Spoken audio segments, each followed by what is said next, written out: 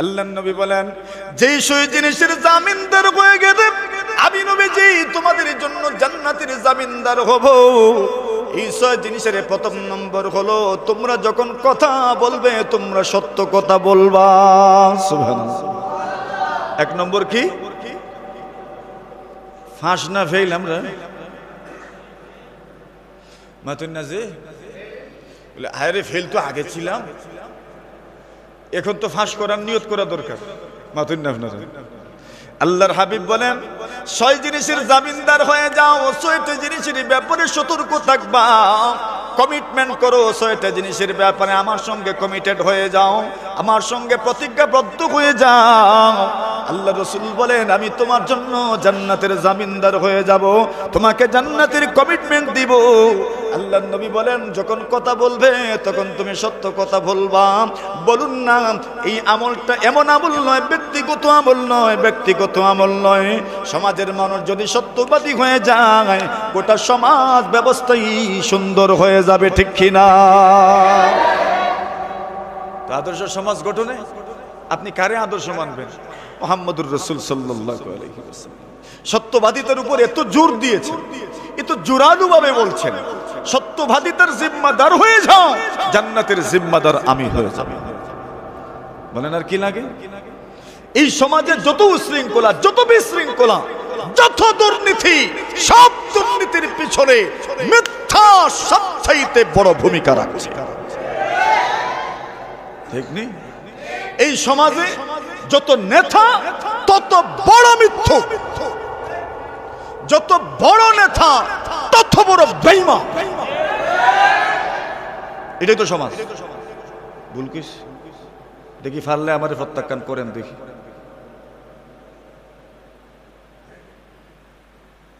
পারবেন?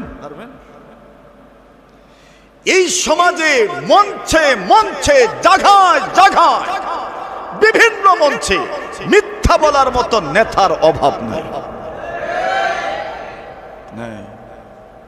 না, কলমের মাধ্যমে জালিয়াতি, এটাও তো মিছা। এমন কোন সেক্টর নাই যেখানে দুর্নীতি নাই। কারণ কি? যারে নেতা মানতাম এ নিজেও তো মৃত্যু। আল্লাহর হাবিব বলেন, উসদুকু ইযা হাদাসতুম, যখন কথা বলবে সত্য বলবা। আল্লাহর নবীজি বলেন, কথা বলার সময় যদি সত্য বলতে পারো, আমি নবীজি তোমার জন্য জান্নাতের জামিনদার হয়ে যাব। সুবহানাল্লাহ। কথাটা বুঝাইতাম পারছি নি আমি? এখন দেখেন, আমি যে আগের কথাগুলো বললাম ওই কথার দলিল শুনুন। নবী আকরাম সাল্লাল্লাহু আলাইহি ওয়াসাল্লাম বলেন, আলাইকুম বিস-সিদক ফাইন্নাস সিদকা ইয়াহদি ইলাল বির ওয়া ইন্নাল বিররা ইয়াহদি ইলাল জান্নাহ। নবীজি সাল্লাল্লাহু আলাইহি ওয়াসাল্লাম বলেন, এর উম্মত আমার, আলাইকুম বিস-সিদকি, সত্যতার গুণে গুণান্বিত হয়ে যাও, সত্যবাদিতার গুণে গুণান্বিত হয়ে যাও, সত্যবাদী হয়ে যাও। নবীজি সাল্লাল্লাহু আলাইহি ওয়াসাল্লাম বলেন, সত্যবাদী হয়ে যাও, সততার গুণে গুণান্বিত হয়ে যাও, সত্যবাদী হয়ে যাও। নবীজি সাল্লাল্লাহু আলাইহি ওয়াসাল্লাম বলেন, ফাইন্নাস সিদকা ইয়াহদি ইলাল বীর। আল্লাহর নবী বলেন, সততা মানুষকে জান্নাতের দিকে নিয়ে যায়, সততা মানুষকে নেককারির দিকে নিয়ে যায়, সততা মানুষকে পুণ্যের দিকে নিয়ে যায়, সততা মানুষকে নেকির দিকে নিয়ে যায়। ওয়া ইন্নাল বিররা ইয়াহদি ইলাল জান্নাহ, আর নেকি মানুষকে জান্নাতের দিকে নিয়ে যায়। এরপরে আল্লাহর হাবিব পরের উম্মত, ওয়া মা ইয়াজালুল আবদু ইয়াসদুকু ওয়া ইয়াতাহাররাস সিদক হাত্তা ইউকতাবা ইনদাল্লাহি সিদ্দীকাম। আল্লাহর রাসূল বলেন, এই দুনিয়ার কিছু মানুষ এমন আছে, কিছু পুরুষ এমন আছে, কিছু মহিলা এমন আছে, যে মহিলারা সত্য কথা বলে। ওয়া মা ইয়াজালুল আবদু ইয়াসদুকু, আল্লাহর কোন বান্দা বান্দি দুনিয়ার জমিনে এমন আছে যেই বান্দা বান্দি সত্য কথা বলে। শুধু সত্য বলে না এমন নয়, সত্য বলে যে এমন নয়, ওয়া ইয়াতাহাররাস সিদক, এবং সত্য বলার জন্য সব সময় চেষ্টা করে, সত্য বলার জন্য সব সময় চেষ্টা করে। এমন মানুষও সমাজে আছে না নাই? সত্য কথা বলেন, আবার সত্য কথা বলার জন্য চেষ্টা করে, সত্য কথা বলার জন্য চেষ্টা করে, একটা কথা সত্য বলতে চায় আবার তার লস না হোক এই কথাও চায়, একটু ঘুরায় ঘুরায় বলে, একটু ঘুরায় ঘুরায় বলে, এর মানে হইল সে সর্বোচ্চ চেষ্টা করছে মিথ্যা যেন না হয়, সর্বোচ্চ চেষ্টা করছে মিথ্যা যেন না হয়, একটু ঘুরিয়ে ঘুরিয়ে বলে কিন্তু চেষ্টা করে মিথ্যা যেন না হয়, সরাসরি মিথ্যা যেন না হয়। আল্লাহর হাবিব বলেন একজন মানুষ সর্বদা সত্য কথা বলে এবং সত্য কথার জন্য চেষ্টা করে, তার জন্য কি পুরস্কার? আল্লাহ রাসূল বলেন হাত্তা ইউক্তাবা ইনদাল্লাহি সিদ্দিকা। আল্লাহ রাসূল বলেন ওই লোকটার সত্যবাদী তার উপহার হইল, সত্যতার উপহার হলো হাত্তা ইউক্তাবা ইনদাল্লাহি সিদ্দিকা। আল্লাহ রাসূল বলেন ওই লোকটার দুনিয়ার সততা, দুনিয়ার সত্যবাদিতা এবং সত্য কথা বলতে ছাওয়ার সত্য কথা বলার জন্য চেষ্টা করার উপহার হইল আল্লাহর রেজিস্টারের মধ্যে, দপ্তরের মধ্যে তার নামের শেষে সত্যবাদী উপাধি লিখে দেওয়া হয়। সুবহানাল্লাহ। যে ব্যক্তি দুনিয়াতে সত্য কথা বলে, সত্যতার উপরে থাকে, সত্য কথা বলার জন্য চেষ্টা করে, আল্লাহ রাসূল বলছেন তার উপহার হইল, তার পুরস্কারটা হইল আল্লাহ তাআলার দপ্তরে, রেজিস্টারে তার নামের শেষে সত্যবাদী শব্দ যোগ করে দেওয়া হয়। সুবহানাল্লাহ। নবী আকরাম সাল্লাল্লাহু আলাইহি ওয়াসাল্লাম বলেন ওয়া ইয়াকুম ওয়াল কিয। আল্লাহ রাসূল সাল্লাল্লাহু আলাইহি ওয়াসাল্লাম বলেন এরে উম্মত শুনো, তুমি মিথ্যা থেকে দূরে থাকো, মিথ্যা থেকে দূরে থাকো, মিথ্যা থেকে দূরে থাকো। ফা ইন্নাল কিযবা ইয়াহদি ইলাল ফুজুর। আল্লাহর নবী বলেন মিথ্যা তোমাকে পাপের দিকে নিয়ে যাবে, ওয়া ইন্নাল ফুজুরা ইয়াহদি ইলান নার, আর পাপ তোমাকে জাহান্নামের দিকে নিয়ে যাবে। ওয়া মা ইয়াজালুল আবদু ইয়াকযিব ওয়া ইয়াতাহাররাল কিয। আল্লাহর রাসূল বলেন দুনিয়ার কোন মানুষ, দুনিয়ার কোন বান্দা বান্দি, দুনিয়ার কোন পুরুষ নারী এমন আছে যে পুরুষ নারী মিথ্যা কথা বলে, সর্বদা মিথ্যা বলে, শুধু মিথ্যা বলে যে এমন নয়, বরং মিথ্যা বলার জন্য ট্রাই করে, সর্বদা চেষ্টায় থাকে কিভাবে মিথ্যা বলা যায়, কিভাবে মিথ্যা বানায় বানায় বলা যায়, এর জন্য চেষ্টায় থাকে। আল্লাহ রাসূল বলেন তার জন্য কি শাস্তি, কি শাস্তি, কি শাস্তি? আল্লাহর হাবিব বলেন হাত্তা ইউক্তাবা ইনদাল্লাহি কাযযাবা। আল্লাহর নবী বলেন আল্লাহর দপ্তরে, আল্লাহর রেজিস্টারে তার নামের শেষে মিথ্যাবাদী শব্দ যোগ করে দেওয়া হয়। নাউজুবিল্লাহ। এর মানে আপনি আসমানে মিথ্যাবাদী নামে পরিচিত, আপনি ওইখানে মিথ্যাবাদী নামে পরিচিত। বলেন এর চাইতে বড় শাস্তি আর কি বা হতে পারে? এর চাইতে বড় অপমান আর কি বা হইতে পারে? এর চাইতে বড় ইনসাল্ট আপনার জন্য আর কি বা হইতে পারে? যে আল্লাহর দপ্তরে, আল্লাহর রেজিস্টারে আপনার নামের শেষে মিথ্যাবাদী শব্দ যোগ করে দেওয়া হয়েছে, এটা কত বড় অপমান। কথা বলেন ঠিক না বেঠিক? আচ্ছা চলেন আমরা আরেকটু সামনে চলি। নবী আকরাম সাল্লাল্লাহু আলাইহি ওয়াসাল্লাম বলেন দামা ইউরিবুকা ইলা মা লা ইউরিব। নবীজি সাল্লাল্লাহু আলাইহি ওয়াসাল্লাম বলেন যখনই তুমি কোনো কথা বলবা তখন তুমি সত্য কথা বলবা, এমনকি তুমি যেই কথা বলবে ওই কথার মধ্যে যদি সন্দেহ থাকে ওই কথাটাও তুমি ভুলিও না, ওই কথাটাও তুমি ভুলিও না। কেন সন্দেহ সবচেয়ে বড় মিথ্যার নাম হইল সন্দেহ। নবীজি সাল্লাল্লাহু আলাইহি ওয়াসাল্লাম বলেন ইয়াকুম ওয়াল ওয়াজান। আল্লাহর হাবিব সাল্লাল্লাহু আলাইহি ওয়াসাল্লাম বলেন এরে উম্মত শুনো, তুমি অযথা অনর্থক মিথ্যা ধারণা করিও না, খারাপ ধারণা করিও না। খারাপ ধারণার মানুষ এই দুনিয়াতে আছে না নাই? হ্যাঁ, খারাপ ধারণা করে, খারাপ ধারণা করে ভাই ভাইয়ের ব্যাপারে ধারণা, বোন ভাইয়ের ব্যাপারে ধারণা, স্বামী স্ত্রীর ব্যাপারে ধারণা, স্ত্রী স্বামীর ব্যাপারে ভদ ধারণা। এবং ভদ ধারণা করার মতো মানুষের তো অভাব এই সমাজে নাই। কেউ চুরি করে নাই কিন্তু অনেক ধারণা করে বসেছে সে মনে হয় চুরি করেছে। কেউ আপনার এমন পাপ করে নাই, অন্য হয়তো কেউ ধারণা করে বসেছে মনে হয় সে এমন করেছে, এর মানে ভদ ধারণা। নবী আকরাম সাল্লাল্লাহু আলাইহি ওয়াসাল্লাম বলেন ইয়াকুম ওয়াজান। আল্লাহর হাবিব সাল্লাল্লাহু আলাইহি ওয়াসাল্লাম বলেন অযথা ধারণা থেকে বেঁচে থাকো, কুধারণা থেকে বেঁচে থাকো। আল্লাহর হাবিব বলেন কেন কুধারণা থেকে বেঁচে থাকবা? ফা ইন্নাজ-জান্না আকযাবুল হাদিস। আল্লাহ রাসূল বলেন যত কথা আছে সবচেয়ে মিথ্যা কথা হইল, সবচেয়ে বড় মিথ্যা কথা হইল খারাপ ধারণা করা, সবচেয়ে বড় মিথ্যা মিথ্যা কথা কইল কুধারণা করাম, সবচেয়ে খারাপ মিথ্যা কথা কইল কুধারণা করাম। এই সমাজে আপনি মিথ্যা বললেন, এর মানে হলো সরাসরি মিথ্যা বলে ফেলেছেন। আরেকটা হইলো খারাপ ধারণা পোষণ করেছেন, ওইটা কুধারণাও আবার মিথ্যাও। আল্লাহ রাসূল সাল্লাল্লাহু আলাইহি ওয়াসাল্লাম বলেন, ইয়াকুম ওয়াজ্জান ফা ইন্নাজ জান্না আকযাবুল হাদিস। এই জন্য যদি সন্দিহান থাকেন তবে এমন বিষয়ে কথা না বলাই চাই। আল্লাহ পরওয়ারদিগারে আলম বলেন, ওয়ালা তাকফু মা লাইসা লাকা বিহি ইলম ইন্নাস সামআ ওয়াল বাসারা ওয়াল ফুয়াদ কুল্লু উলাইকা কানা আনহু মাসউলা। আল্লাহ বলছেন, যা জানো না, যা বুঝো না, ওই ব্যাপারে কথা বলতে যেও না। কেন জানো নি? যা দুনিয়াতে শুনবাম, তোমার শ্রবণ শক্তি, তোমার দৃষ্টি শক্তি, তোমার অন্তর, সব গুলো কি আপনার দুনিয়ার বিভিন্ন ব্যাপারে প্রশ্ন করা হবে, আপনি উত্তর না দিয়ে বাঁচবেন না। এই জন্য রাসূলুল্লাহ সাল্লাল্লাহু আলাইহি ওয়াসাল্লাম বলেন, দামা ইউরিবুকা ইলা বালা ইউরিবুক। যে ব্যাপারে সন্দেহ আছে ওই ব্যাপারটা ছেড়ে দেন, যে ব্যাপারে সন্দেহ নাই ওইটা ধরেন। কেন রাসূল বলেন, ফা ইন্নাস সিদকা তামানিনাতুন ওয়াল কিযবা রিবাতুন। আল্লাহ রাসূল বলেন, কেউ যদি সত্য কথা বলে অন্তরে প্রশান্তি আসে, আর মিথ্যা বললেই কিন্তু মনে কষ্ট হয়। ঠিক না? তবে হবে তো অন্তর যদি সাফ থাকে।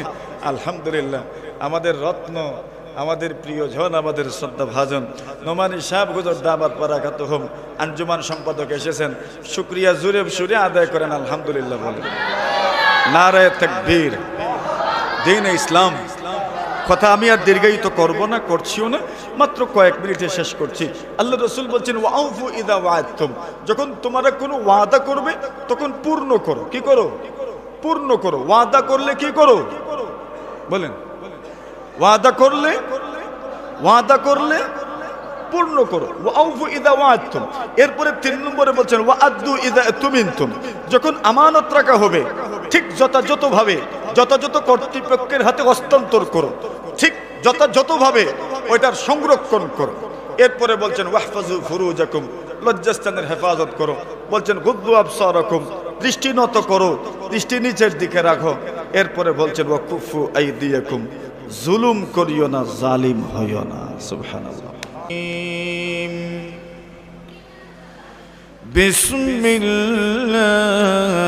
বিসমিল্লাহির রাহমানির রাহিম।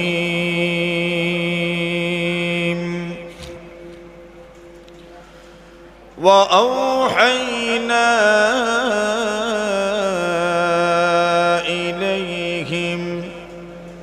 فعل الخيرات وإقام الصلاة وإيتاء الزكاة. وقال رسول الله صلى الله عليه وسلم، اضمنوا لي ستة أضمن لكم الجنة. اصدقوا إذا حدثتم وأوفوا إذا وعدتم وأدوا إذا اؤتمنتم واحفظوا فروجكم وغضوا أبصاركم وكفوا أيديكم. آمنت بالله صدق الله مولانا العظيم. صلى الله على سيدنا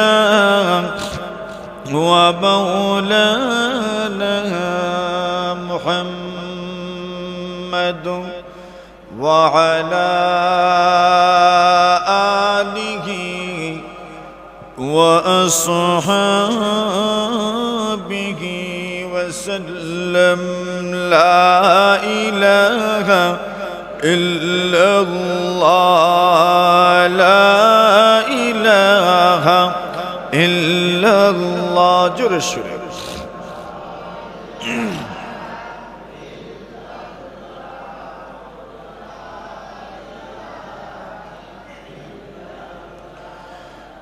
লা ইলাহা ইল্লাল্লাহ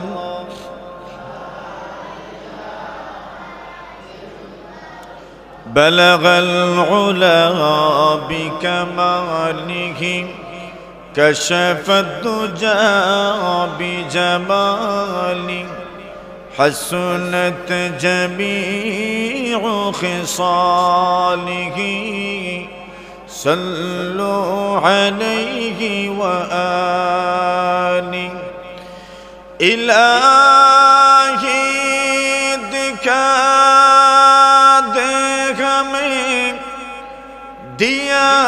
ديار مدينة إلهي بنا دے ہمیں غبار مدینہ بلغ العلا بكماله كشف الدجى بجماله حسنت جميع خصاله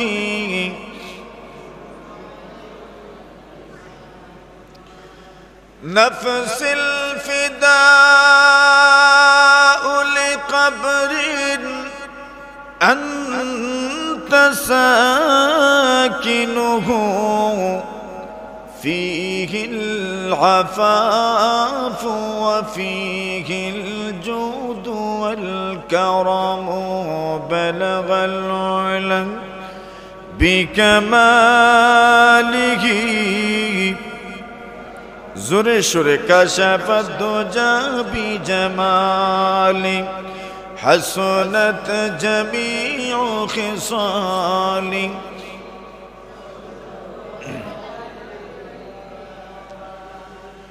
إن نلت يا ريح الصبا يوما إلى أرض الحرم بلغ سلامي روضة فيها النبي المحترم بلغ العلا بكماله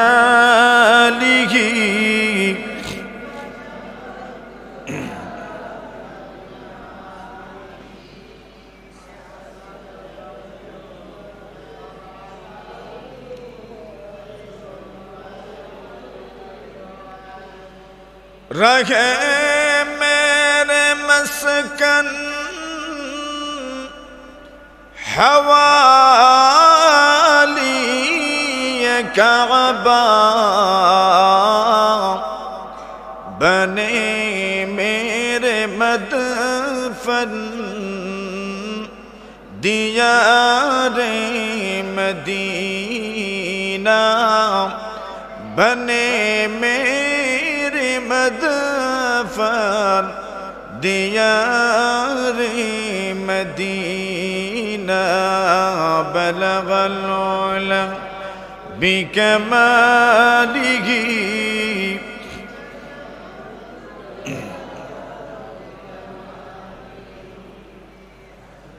جور شر حسنت جميع خصاله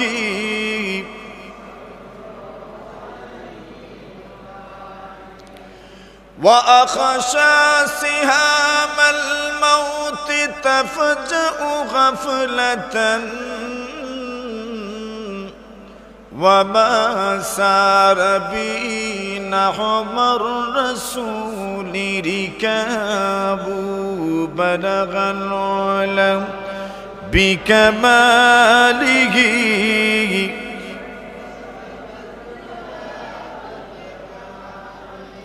حسنت جميع خصاله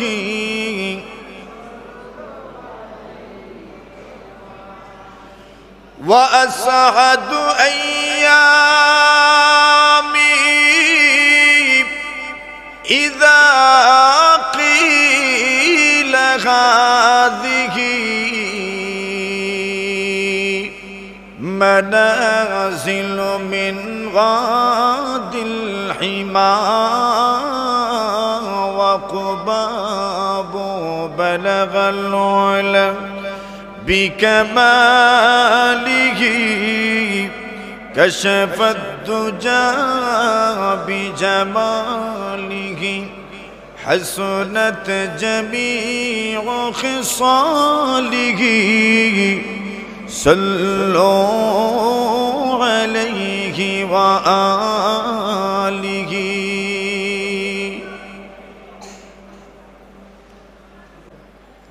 আমরা কোন ক্যাটাগরি ইচ্ছায় না শর্মে গর্মে ইচ্ছায় যদি হয় এই তোমরা যাও চল যাও গে যাও গিয়ে এখান থেকে যাইতো কি এরা যাও গিয়ে এখান থেকে যাও যাও আরে আলাদা হও এক জায়গায় গেলে তুমি আলাদা হও আলাদা হও আলাদা হও দুইজন এক জায়গায় না এদিকে তুমি এখানে আসো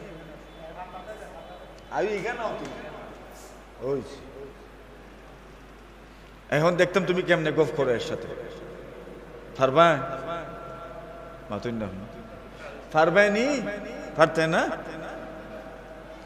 আল্লাহ তাআলা এই প্রতিষ্ঠানের উদ্যোগে মাহফিল আর বসাইছেন আল্লাহ আমাদেরকে সবচেয়ে উত্তম জায়গা মসজিদে আলহামদুলিল্লাহ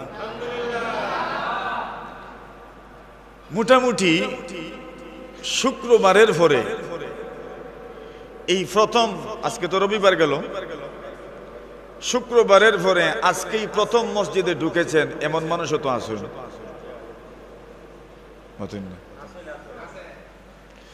শুক্রবারে যে ঢুকছিল আর বাহির হইছিল আর আজকে ঢুকছেন ইজাত মানুষ নাই তো আল্লাহ তাআলা এক ওসিলায় তো আমাদেরকে মসজিদ পর্যন্ত নিয়ে এসেছেন আলহামদুলিল্লাহ জুড়ে বলেন আল্লাহ যে আমাদেরকে মসজিদ পর্যন্ত নিয়ে আসলেন এজন্য বেজার নিয়ে মসজিদে আসলে সওয়াব বরকত রহমত আসেনি কি পরিমাণ অনেক এখন অনেকেরও তো একটা হিসাব আছে অনেকের একটা হিসাব আছে না অনেক বলতে কি পরিমাণ আল্লাহর রাসূল সাল্লাল্লাহু আলাইহি ওয়াসাল্লাম বলেন কোন মানুষ যদি একদল মানুষ যদি আল্লাহর ঘর মসজিদে একত্রিত হয়ে হাদিসের হুবহু শব্দ ফি বাইতিন মিন বুয়ুতিল্লাহ আল্লাহর ঘরে যদি বসে কোরআন হাদিসের আলোচনা করেন আল্লাহর রাসূল বলছেন আল্লাহ পরওয়ারদিগারে আলম তাদেরকে রহমত দেন অন্তরে প্রশান্তি দান করে আর জুড়ে বলেন খুশি হইছেন না মনে হয় আল্লাহ অন্তরে রহমত দান করেন প্রশান্তি দান করেন এই দুনিয়াতে সব মানুষের একটাই তো উদ্দেশ্য শান্তি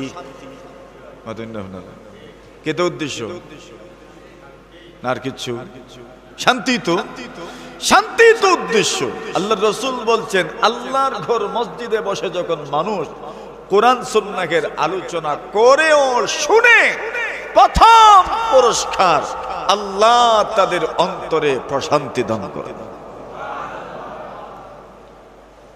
2 নম্বর ওয়া গাশিয়াতহুমুর রাহমা আল্লাহর রহমত তাদেরকে এমন ভাবে বেষ্টন করে বৃষ্টির ফুটা পড়লে যেমন ভাবে মানুষ ভিজে যায় আল্লাহর রহমতের মাধ্যমে আল্লাহ তাকে এমন ভাবে উপকৃত করেন। আর কি চাই ওয়াহাফাতহুমুল মালাইকা নবীজি বলেন চতুর্দিক থেকে আল্লাহর ফেরেশতারা ওই সকল মানুষদেরকে বেষ্টন করে রাখেন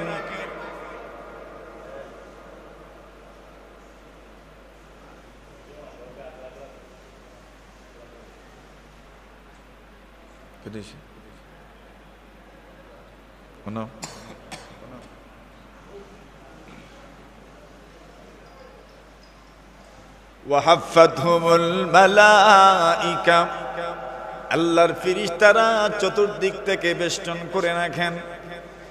আল্লাহর ঘর মসজিদের মধ্যে আল্লাহর রহমতের ফেরেশতাদের বিচরণ সব সময় পাওয়া যায়।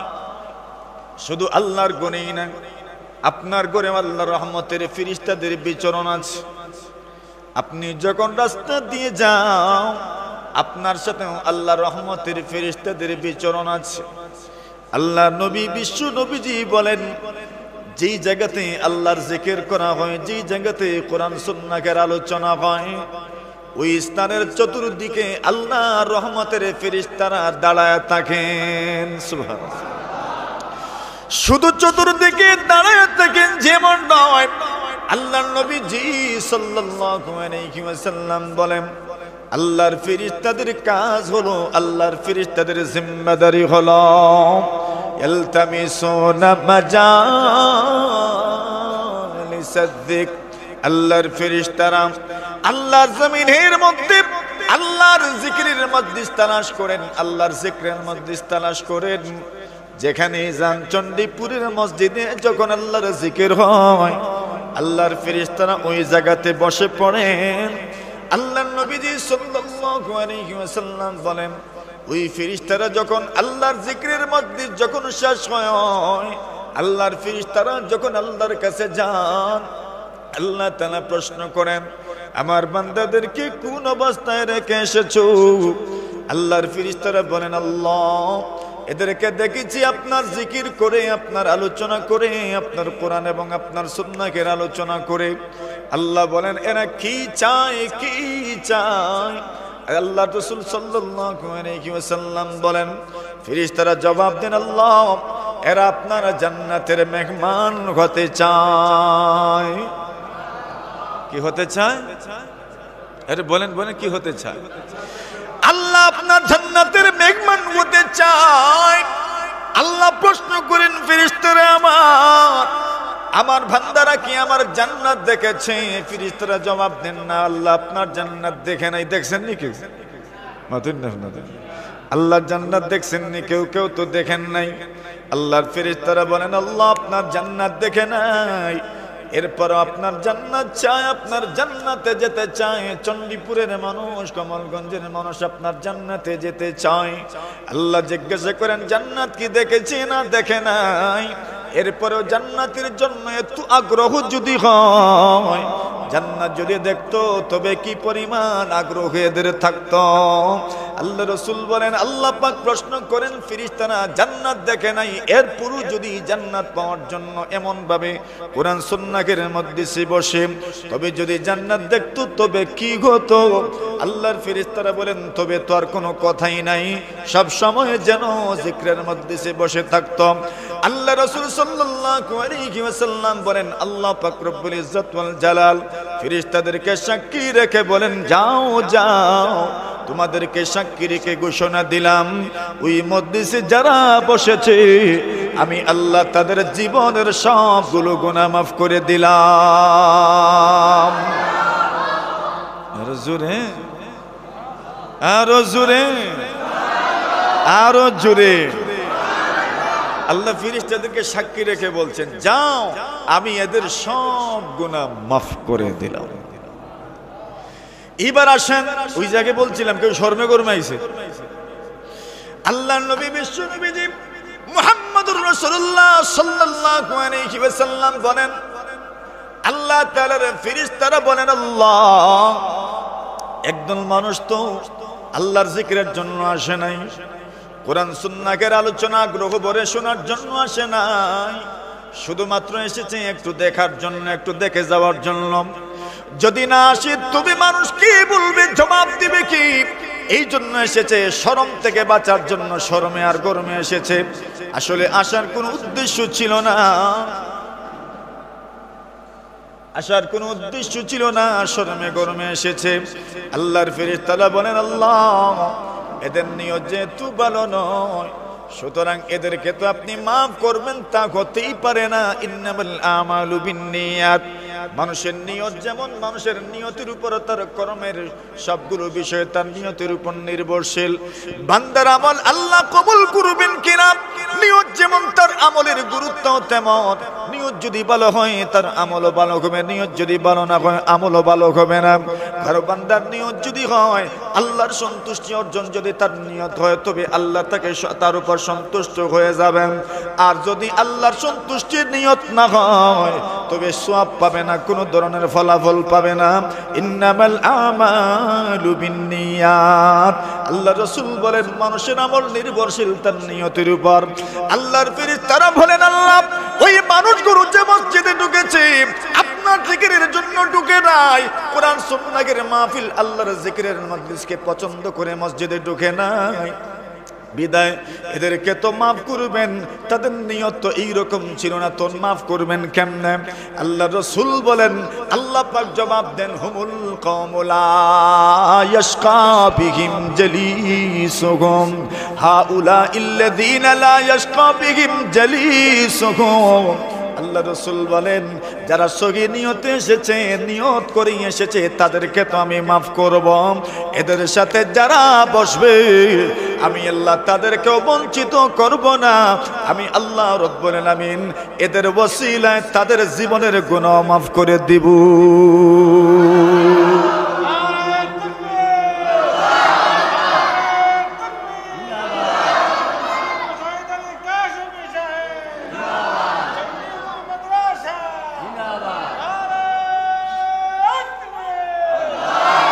जन्नत दोज़ख से या रब क्या करो, आरज़ू है हम तुझे दी क्या करो। এই বাংলা ভাষা ঢুকাইয়েন না বেশি, এরা শান্তি রাখবো কে?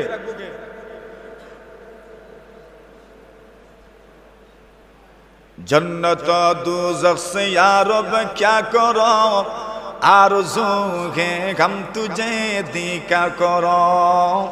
আল্লাহর বান্দা বলেন জান্নাত দিবা কি করব, জাহান্নাম দিবা কি করব? আমাদের মনের একমাত্র তামান্না কামনা বাসনা হলো আল্লাহকে দেখা, ঠিক না? মনের তামান্না বাসনা কামনাটাই কি? আল্লাহকেই তো দেখা, আর তো কোনো উদ্দেশ্য না। জান্নাত দিয়েই বা কি, জাহান্নাম দিয়েই বা কি? আল্লাহ যদি রাজি হয়ে যান, খুশি হয়ে যান তো বাস যে কোনো জায়গাতেই আমরা থাকতে পারবো। মাতুন না আপনারা? আল্লাহ যদি রাজি হয়ে যান তো আর কি লাগে? আল্লাহ সন্তুষ্টই তো সবকিছু। ওই বলছেন হুমুল কওম হাউলা ইল্লাযীনা লা ইয়াশকা বিহিম জালিসুহুম। নবীজি সাল্লাল্লাহু আলাইহি ওয়াসাল্লাম বলেন হাউলা ইল্লাযীনা লা ইয়াশকা বিহিম জালিসুহুম, এরা এমন মানুষ এদের সাথে যারা বসবে তাদেরকে তো মাফ করে দিব। তাদের সাথে যারা বসবে আমি আল্লাহ তাদেরকে মাফ। এখানে কি আলাপ করে? ওই কি আলাপ করেন আপনারা?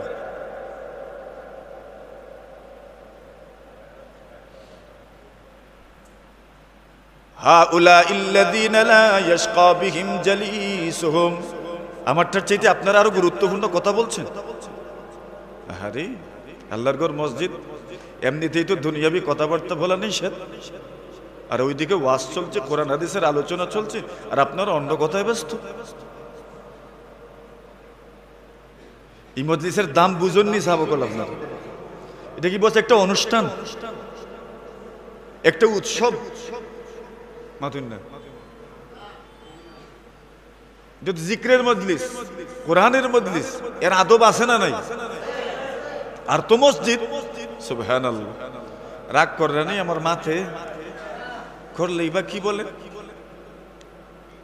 করলেই বা কি? এটাও তো ওয়াজ। মাতুন না, এটা ওয়াজ না, এটা তো।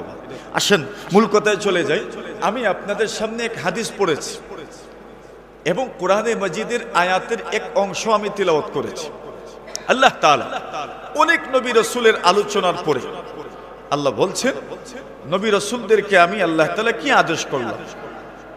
ওয়া আওহাইনা ইলাইহিম ফিলাল খায়রাত ওয়া ইকামাস সালাতি ওয়া ইতাআজ যাকাত। আল্লাহ তাআলা অনেক নবী রাসূলের আলোচনার পরে আল্লাহ বলছেন ওয়া আওহাইনা ইলাইহিম ফি'লাল খায়রাত, নবীদেরকে আমি আল্লাহ আদেশ করেছি, তাদের কাছে আমি ওহী নাজিল করেছি। কিসের ওহী? ফি'লাল খায়রাত, এরা যেন নেক কাজে অংশগ্রহণ করেন। সুবহানাল্লাহ। কি জাত কাজে? এখন কয়েকটা নেক কাজের কথা আমি আপনাদেরকে শোনাই। আর আগে যে বললাম আল্লাহর জান্নাতে যাবেন, জান্নাত তো আর দরকার নাই আমাদের। আমাদের মূল জরুরত, মূল প্রয়োজন হইল আল্লাহ খুশি হওয়া। কে খুশি হওয়া? এই জন্য জীবনে যা করি কাকে খুশি করার জন্য? আল্লাহকে রাজি খুশি করার জন্য। এখন আল্লাহর জান্নাতে তো যাবেন যে, আল্লাহ রাসূল সাল্লাল্লাহু আলাইহি ওয়াসাল্লাম বলছেন, দুনিয়ার কোন মানুষ যদি, পুরুষ অথবা মহিলা যদি আমার জন্য 6 জিনিসের জিম্মাদারি গ্রহণ করে, অর্থাৎ 6টা জিনিস যদি গুরুত্বের সাথে সে করে, আমি নবী তার জন্য জান্নাতের জিম্মাদার হয়ে যাব। আর জোরে আল্লাহ রাসূল কি বলছেন? মাইয়াদমানলি সিত্তান আদমান লাহুল জান্নাহ, মাইয়াদমানলি সিত্তান আদমান লাহুল জান্নাহ। অন্য হাদিসে রাসূল বলেন ইজমারুলি মিন আনফুসিকুম সিত্তা আদমান লাকুমুল জান্নাহ।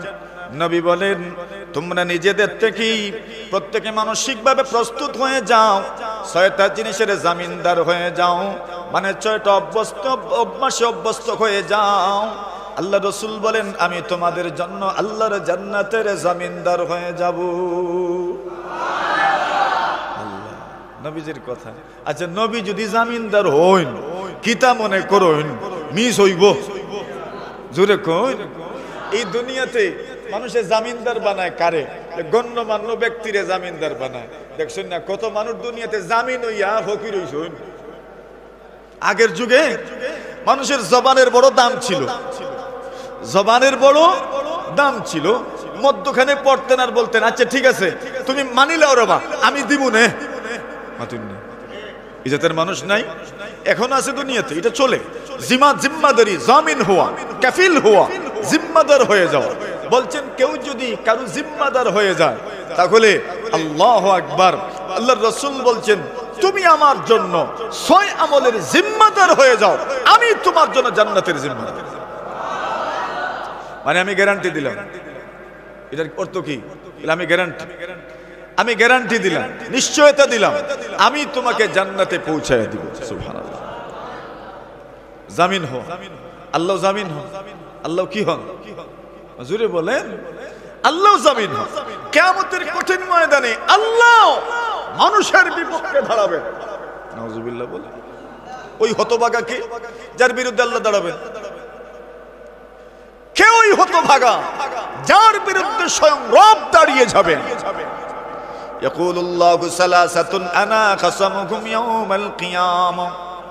আল্লাহ রাসূল বলেন 3 ধরনের মানুষ কিয়ামতের কঠিন ময়দানে আমি আল্লাহ তাদের বিরুদ্ধে দাঁড়িয়ে যাব, তাদের বিরুদ্ধে আমি আদালতে দাঁড়িয়ে যাব। স্বয়ং জজ যদি আদালতে দাঁড়ায় যান, আল্লাহই তো বিচারক বলেন 3 ধরনের মানুষের বিরুদ্ধে আমি বিচার করব।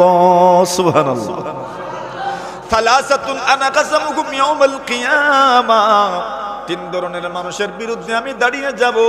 এর মধ্যে একদল মানুষ এমন যে মানুষগুলো দুনিয়াতে কোনো মানুষ কি কাজে আনে, পুরা সার্ভিস নেয়, শ্রমিককে দিয়ে কাজ করায়, মজদুরকে দিয়ে কাজ করায়, কিন্তু যাওয়ার সময় তার পারিশ্রমিক আদায় করে না। আল্লাহ বলেন উম্মত, আল্লাহ বলেন বান্দা বান্দি শোনো, যারা শ্রমিকের অধিকার আদায় করে না, শ্রমিকের পারিশ্রমিক দেয় না, কিয়ামতের কঠিন ময়দানে আমি আল্লাহ এমন জালিমের বিরুদ্ধে দাঁড়াবো। বুঝছেন নি? কাজ করাইলো, টাকা দিল না। হ্যাঁ, এই দুনিয়াতে কত বড় লোক এমন আছে, কাজ করায় টাকা দেয় না। রাসূল বলছেন, আল্লাহ নিজে বলছেন ইয়াকুলুল্লাহ সালাসাতুন আনা খাসামুহুম ইয়াউমাল কিয়ামাহ। 3 ধরনের মানুষের বিরুদ্ধে স্বয়ং আমি আল্লাহ দাঁড়াবো। দেখি বাসে কেমন। এর মধ্যে একদম যারা মজদুরকে দিয়ে কাজ করে কিন্তু পারিশ্রমিক দিল না, রাসূল বলছেন তোমার বিরুদ্ধে কে দাঁড়াবেন? বলেন বলেন বলেন, কে দাঁড়াবেন? এর মানে কি, যদি পারিশ্রমিক পাও না তো টেনশন কইরো না, এই দুনিয়াতে না পেলেও আখিরাতে তোমার জন্য বরাদ্দ থাকবে, তোমারটা মিস হবে না ইনশাআল্লাহ। তুমি কষ্ট করেছো, মিস হবে না, খোয়াবে না। এই দুনিয়াতে যদিও নগদ পাও নাই, কিন্তু আখিরাতের জন্য বরাদ্দ আছে। সুবহানাল্লাহ। আসেন নবী আলাইহিস সালাতু ওয়াস সালাম বলেন, এই দুনিয়াতে কোনো মানুষ যদি আমার জন্য 6টা জিনিসের জামিনদার হয়ে যায়, আমি নবী তার জন্য আল্লাহর জান্নাতের জামিনদার হয়ে যাব। সুবহানাল্লাহ। এক ঘটনা শুনাইতাম নি আপনারা, কইতাম নি এক ঘটনা। আল্লাহর এক বান্দায় জিম্মাদার বানাইছে আল্লাহরে। কারে? এখন মনে করেন টাকা পাইতো, যে কইছে তুমি যদি টাকা না দাও তো কে দিব? কইছে আল্লাহ দিবা না। কে দিবা? আপনি মানবা? নতুন না। মনে করেন কেউ আপনার কাছ থেকে ঋণ নিল, আপনি জিজ্ঞাসা করলেন ঋণ যদি তুমি না দাও তবে ঋণকে পরিশোধ করবে, সে কইল আল্লাহ করবা না। মানবানি? আপনি নতুন নাতে মানবানি? কইবা আল্লাহ রে টানিয়ে আনিস না। নতুন না। এই দুনিয়ার কাউরে ধর, কোন চেয়ারম্যান কোন সভাপতি জিম্মাদার হইবে এটা কও। আল্লাহর বান্দা ঋণ আনার জন্য গেছে, প্রায় 4 কোটির মতো ঋণ। সুবহানাল্লাহ। কত কোটি? ব্যাংক থেকে যদি লোন আনতে চাও, তুমি জায়গা জমিনের দলিল দিতে দিতে শেষ অবস্থা শেষ হয়ে যায়, এরপরেও ঋণ মিলে না, লোন মিলে না। কেন? আপনি লোন পরিশোধ করবেন কিনা তার জন্য ডকুমেন্ট থাকা জরুরি। আল্লাহর বান্দা গেছে ঋণ আনার জন্য 1000 দিনার। আল্লাহর বান্দা ঋণ আনবে, আল্লাহর বান্দা প্রস্তাব দিল আমি আপনার কাছ থেকে ঋণ নিতে চাই 1000 দিনার, আপনার কাছ থেকে ঋণ নিতে চাই। আল্লাহর বান্দা বলেন আমি তোমাকে 1000 ঋণ দিয়ে দিব, তবে বলো তোমার জিম্মাদার কে হবে? ঋণ যদি না দাও তবে জিম্মাদার কে হবে? আল্লাহর বান্দা বলে ঋণ যদি না দেই তবে আমার পক্ষ থেকে ঋণ আদায় করবেন আমার আল্লাহ। জোরে বলেন, আরো জোরে কোন। এরা সুবহানাল্লাহ জোরে কয় না, কিতার লাগি কইতাম না আমি, এরা তো আগে কইছে বলে মানতাম না আমি। এখন চিন্তা করছে মানতাম না তো সুবহানাল্লাহ কইয়া কি তুই তো ঠিক না বে ঠিক? তো এটা হলো দুনিয়াবি লেনদেন। দুনিয়াবি লেনদেনের ক্ষেত্রে আল্লাহ সাক্ষী বা আল্লাহ জিম্মাদার, ওইটা মানা যায় না। এটা ঠিক আছে। দুনিয়াবি লেনদেনের ক্ষেত্রে আল্লাহকে সাক্ষী মানা, আল্লাহকে জিম্মাদার মানা, ওইটা দুনিয়াবি লেনদেনের ক্ষেত্রে এটা গ্রহণযোগ্য না, শরীয়তের দৃষ্টিতে গ্রহণযোগ্য না। এটা আল্লাহর বান্দা প্রশ্ন করেন আমি যে তোমাকে ঋণ দিচ্ছি সাক্ষী কে হবেন? আল্লাহর বান্দা বলে আমার সাক্ষী আল্লাহ। সুবহানাল্লাহ। আচ্ছা আল্লাহ তো সব কিছুই তো দেখেন, তো আল্লাহ তো সব কিছুরই তো সাক্ষী আল্লাহ। তো আল্লাহকে আপনি আবার লেনদেনের ক্ষেত্রে সাক্ষী মানবেন, এটা কেমনে হয়? এটা শরীয়তের দৃষ্টিতে গ্রহণযোগ্য না, দুনিয়াবি আদালতে এটা গ্রহণযোগ্য। কিন্তু আল্লাহর বান্দা কত ভালো মানুষ দেখেন। আল্লাহর বান্দা কয় ঠিক আছে আল্লাহ জিম্মাদার নেই বলে জি ঠিক আছে মানলাম আল্লাহ জিম্মাদার। সুবহানাল্লাহ। মানে কত সরল দেখেন, আল্লাহকে জিম্মাদার মানছে। কতদিনের জন্য ঋণ নিয়েছেন? আল্লাহর বান্দা বলেন 1 বছর পরে আমি ঋণ আদায় করব, ঋণ পরিশোধ করব। কোন জায়গায় নিয়ে আসবেন?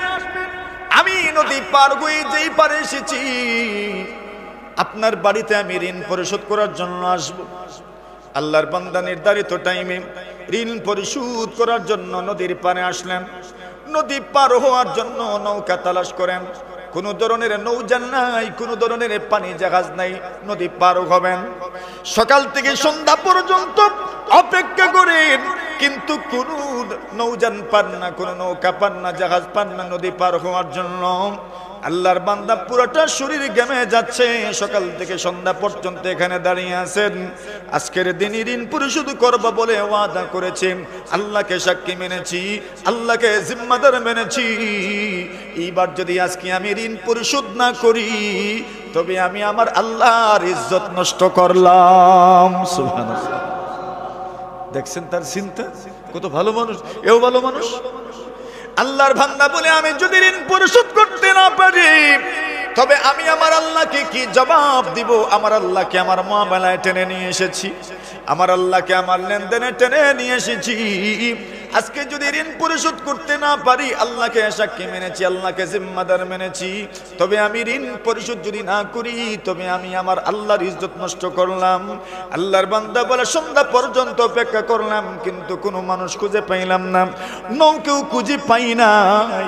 বুখারী শরীফের বর্ণনা, রাসূলুল্লাহ সাল্লাল্লাহু আলাইহি ওয়াসাল্লাম বলেন আল্লাহর বান্দা তাকা দেখে হঠাৎ করে নদীর পানি দিয়ে বেশে বেশে একটা কাঠ এসেছে, বড় একটা গাছের টুকরা এসেছে।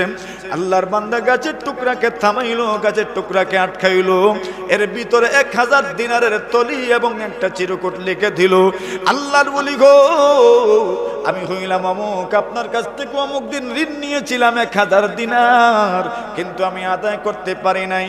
আজকে আদায় করার তারিখ ছিল, এই জন্য আমি আদায় পরিশোধ করার জন্য এসেছিলাম, আপনার কাছে যাব, কিন্তু নদী পারাপারের জন্য কোনো নৌকা আমি পাই নাই, কোনো জাহাজ পাই নাই, কোনো ব্যবস্থা ছিল না। সকাল থেকে সন্ধ্যা পর্যন্ত অপেক্ষা করেছি, কিন্তু আল্লাহকে যে জামিনদার মেনেছি, যদি আজকে আদায় করতে না পারি তবে আমার আল্লাহকে টেনে এনেছি, আমি কিয়ামতের কঠিন ময়দানে কি জবাব দিব? এই জন্য আমি ওই গাছের টুকরার ভিতরে 1000 দিনারের তলে 4 কোটির মতো। চিন্তা করেন আপনি কি এমন ভাবে ফেলে দিবেন? কখনোই না, কখনোই না, কখনোই না। কিন্তু আল্লাহর বান্দার কাছে তার রবির ইজ্জত, তার আল্লাহর ইজ্জত, তার খোদার ইজ্জত, তার আল্লাহর ইজ্জত এবং সম্মান এত বেশি, এত বেশি, ইয়াকিন বিশ্বাস এত বেশি। 1000 দিনার গাছের টুকরার ভিতরে ঢুকা দিল আর চিরকুট লিখে দিল, যদি আপনার কাছে পৌঁছে যায় তবে মনে করিয়েন জিম্মাদার আল্লাহ, জামিনদার আল্লাহ তোমার কাছে আমার ঋণ পৌঁছায় দিয়েছেন। সুবহানাল্লাহ। এর মানে বিশ্বাস হতো ছিল, বিশ্বাস হতো ছিল। আল্লাহর বান্দা বলে যদি পৌঁছে যায় তো মনে করিয়েন আমি না, কে পৌঁছাইছেন? জামিন কারে মানছে? আল্লাহ, আল্লাহই তো জামিনদার। যদি পৌঁছে যায় তো আমি না, কে পৌঁছাইছেন? জামিনদারে পৌঁছাইছেন। জামিনদার কারে মানছে? আল্লাহরে মানছে। আল্লাহর বান্দাও ওই নদীর পারে এসেছে ঋণ উসুল করার জন্য, সকাল থেকে সন্ধ্যা পর্যন্ত অপেক্ষা করতে করতে নাই। আল্লাহর বান্দা মনে মনে ভাবে, যাবার সময় কি সুন্দর করে বলল, কাফা বিল্লাহি শাহিদা, আল্লাহ সাক্ষী, কাফা বিল্লাহি কাফিলা, আল্লাহ জামিনদার। আর এমন ভাবে যে দুঃখা দিবে জীবনে তো কল্পনা করি নাই, আল্লাহর নাম লইয়া দুঃখা দিছে। এই দুনিয়াত কত মানুষ আছে কসম করতে করতে আল্লাহরে রাখে না, এই সব দিক থেকে কসম করে, এমন কসমকারী মানুষ এই দুনিয়াতে আছে। মানে আল্লাহর নামের ইজ্জত, আল্লাহর নামের হুরমত, আল্লাহর নামের সম্মান, আল্লাহর নামের ইজ্জত রাখে না কসম করতে করতে। নবী আকরাম সাল্লাল্লাহু আলাইহি ওয়াসাল্লাম বলেন আল্লাহর বান্দা সকাল থেকে সন্ধ্যা পর্যন্ত অপেক্ষা করেন দেখি ঋণ গ্রহীত আসে কিনা, কিন্তু তো আসে না। আল্লাহর বান্দা তাকা দেখে নদীর পানি দিয়ে একটা গাছের টুকরা লাকড়ি বেশে বেশে আসছে। আল্লাহর বান্দা মনে মনে ভাবেন বাড়িতে খালি হাতে যাওয়ার চাইতে ওই লাকড়ির টুকরা বাড়িতে নিয়ে যাও ভালো, কমপক্ষে পাক ঘরের তো খোরাক হবে। আল্লাহর বান্দা বাড়িতে নিয়ে গেলেন, বাড়িতে নিয়ে যাওয়ার পরে স্ত্রীকে বললেন কোড়াল নিয়ে আসো, একটু লাকড়ি কুড়িয়ে দেখি না কি কি পরিমাণ লাকড়ি আমি নিয়ে আসলাম। আল্লাহর বান্দা যখন কুড়াল দিয়ে গাছের টুকরাকে ফাড়লেন, এমনিতেই গাছের টুকরার ভিতর থেকে 1000 দিনারের থলি এবং একটা চিরকুট বের হয়ে আসে। আল্লাহর বান্দা পড়ে দেখেন যে ঋণ উসুল করার জন্য গিয়েছিলাম ওই ঋণ তো আমার পর্যন্ত মহান আল্লাহ পৌঁছায় দিয়েছেন।